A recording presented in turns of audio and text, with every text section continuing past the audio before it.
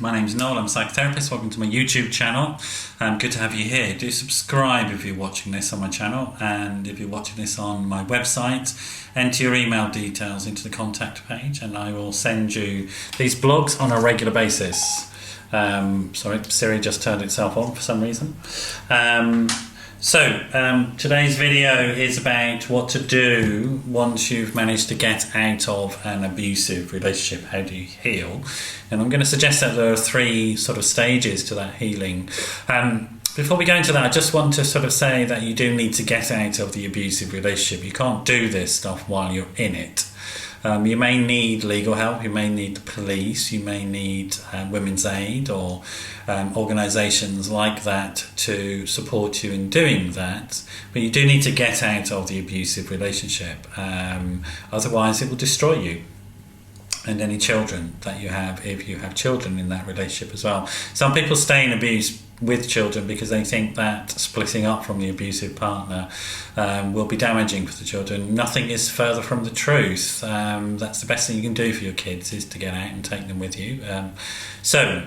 That said, once you're out of that abusive situation, I think there are three stages really. The beginning of the healing process, then the middle phase, which is when you're getting stronger, and then the sort of closure phase or final phase when your life is back on track and you're achieving peace of mind around these things. And here's some thoughts about how each of those stages, what you might do in each of those stages to support yourself and facilitate that process. I think first of all, congratulate yourself on getting out of the situation.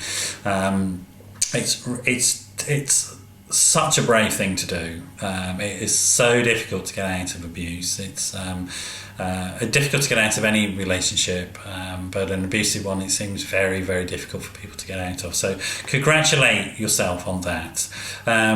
Think of it almost like you're out of major surgery or something like that. You're going to have some sort of real, very basic physical needs to heal and nurture and look after yourself. So plenty of sleep, I would advise you. Treat yourself, hot baths, things like that, massages, good food, trips away, anything that will help the sort of convalescence period, if you like. So think of this as a convalescence period from something that has been very, very damaging to you. Stop any contact with the abuser. You may need to contact the police and the solicitor and things like that, and there may be contact via social services if there are children involved. But for you, don't initiate contact. Stay away from them. If there are no kids that are involved, and if you're not going through a legal process, there's absolutely no reason to be in contact with them at all. Delete them from your phone, block them. Don't respond to emails or text messages, just delete them without reading them. Get plenty of sleep. And I think in this phase, you'd want to think about getting a support group. There are lots of support groups out there, but getting a group of people around you who may have had similar experiences, who are on that process of growing and learning and rebuilding their lives, is going to be invaluable for you. One of the things abusers do is that they isolate their victim. So rebuilding that social network is really, really crucial at this point. And a place in which you can share your feelings of shame and loss and hurt with other people that will be empathetic and understand it.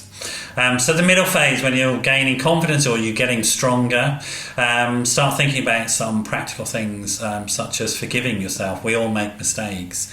It's typical for a victim to blame themselves. The longer you continue to blame yourself, the longer you'll stay within potentially more abusive relationships. You need to let that go, and the best way I know of letting it go is learning how to forgive yourself. So with this new social network around you, ask people for ways that they've done it. If you have a religion, maybe part of your religion is to go and get forgiveness from a member of your church or your mosque or your synagogue or your place of worship. Maybe you need to go and climb a mountain and stand on top of it with some of the thoughts and feelings that your abuser gave you on a piece of paper and rip it up and throw away.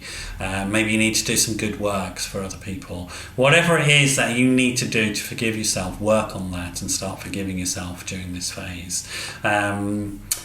Get rid of any of the abusive rubbish that's in your head that the abuser will have put inside you. You'll be able to capture these thoughts. You might want to use a cognitive behavioural technique called thought records, or anything. Just journal them.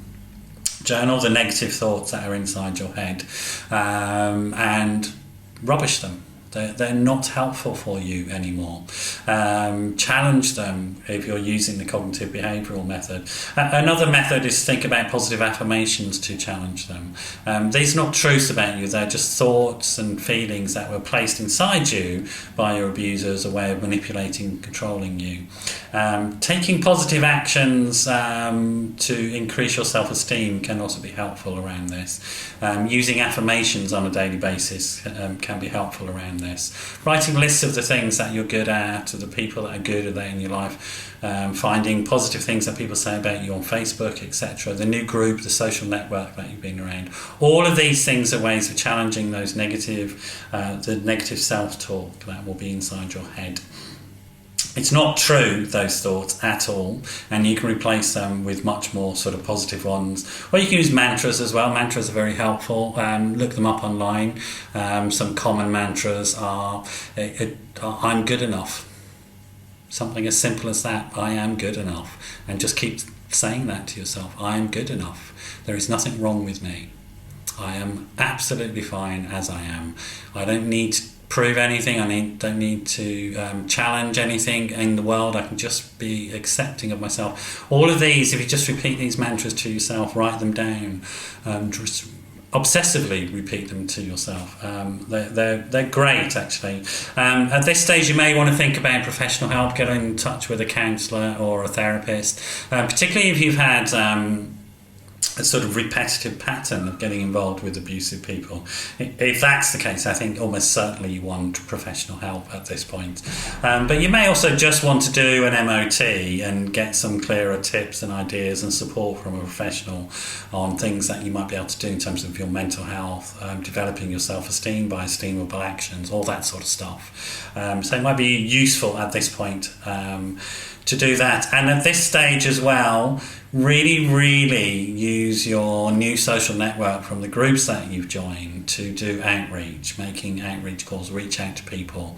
Whether you feel you need it or not, just really get into the habit of asking for time for yourself from other human beings to sort of begin to regulate your emotions in a social sphere again, in a way that you can cope with. And then we come to the final phase, which is, finding peace, achieving peace within yourself. So I think the first thing to do at this point is to become tolerant and patient of yourself. You may have had to do a lot of change in the first couple of phases, but now this is setting yourself up for health, well-being, peace and happiness within inside yourself for a longer term. So now you need to get patient with yourself, maybe not challenge yourself so much. One of the things that anybody who's recovering from abuse needs to learn is how to be gentle with themselves. So you're beginning to learn to be more gentle with yourself again.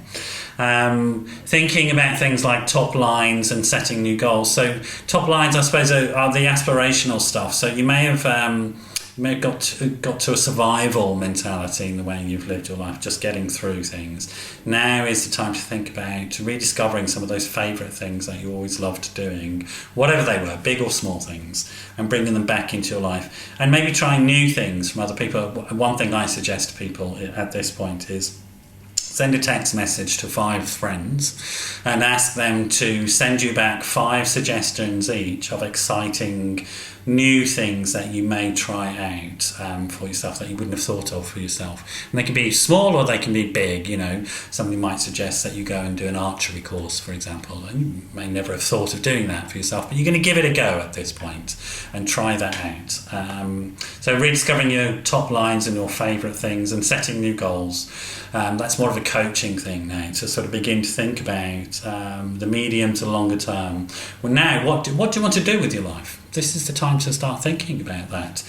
Is there a course that you want to go on? What's your career options? What do you want to do about family and friends? What about your physical health and your emotional health? Do you want to set yourself some goals? Do you want to go and climb Everest, for example?